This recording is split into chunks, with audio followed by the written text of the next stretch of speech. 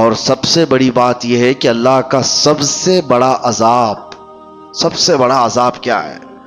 اللہ کا سب سے بڑا عذاب یہ ہے کہ جیتے جی ایمان کی دولت چھین لی جائے. یہ سب سے بڑا عذاب ہے. موت تو ایک بار آئے گی، لیکن ایمان کے بغیر مر گیا تو آخرت میں ہمیشہ ہمیش اسے دوزخ ہے، ہمیشہ ہمیش کی جہنم میں جائے گا. وہ سب سے بڑا عذاب ہے. ڈر اسی بات سے ہے کہ جیتے جی ہماری بدکاریوں کی وجہ سے ایمان کی دولت تو نہ چلی جائے. آج بے حیائیوں کا جو سیلاب آیا ہوا ہے، نظام درہم برہم ہو چکا ہے. میں ان دو وجوہات پر تھوڑی سی گفتگو کروں گا.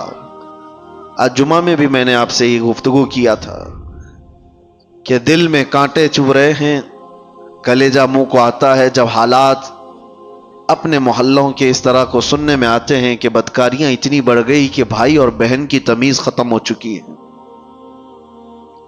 ایک باپ اپنی بیٹی سے مسلسل 12 سال تک زنا کرتا رہا. یہ حالات ہم سنتے آ رہے ہیں، تو کیا کلیجہ منہ کو نہیں آتا؟ یہ چیزیں پیدا کہاں سے ہوتی ہیں؟ انسان اس قدر درندگی کا شکار کب بنتا ہے؟ ایسا حیوان کب بنتا ہے؟ مین ریزن کیا ہے؟ انسان کے سود خوری کے سلسلے میں بعد میں عرض کرتا ہوں، لیکن بے حیائی جو ہے، بدکاریاں، آپ نے کبھی محسوس نہیں کیا ہوگا کہ کتا اپنی مادہ کے ساتھ اگر جوڑا کھاتا ہے تو آپ کبھی اس کا رشتہ تھوڑی نہ پوچھتے ہیں کہ یہ بہن کے ساتھ ہے کہ ماں کے ساتھ ہے. ان کے ہاں کوئی نظام نہیں ہے. جب جانور بڑے ہو جاتے ہیں تو ماں اور بچوں کا بھی فرق ختم ہو جاتا ہے. لیکن کیا وہی چیز انسانوں میں آپ برداشت کر پائیں گے؟ اپنے معاشرے میں، اپنے محلوں میں، اپنے گھروں میں، اپنے خاندانوں میں یہ چیز برداشت کر سکتے ہیں؟ عقل سلیم کبھی برداشت نہیں کرے گی. لیکن ہم دیکھ رہے ہیں کہ برداشت کیے جانے کی عادت آ گئی لوگوں کو.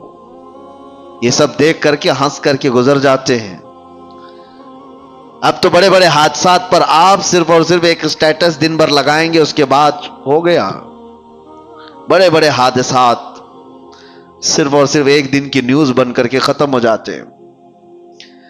یہ انسان کی درندگی یہاں تک جو آتی ہے، اس کے کچھ اسباب تو ہمیں ڈھونڈنا چاہیے کہ کیوں اس طرح سے انسان بے حیا ہو گیا.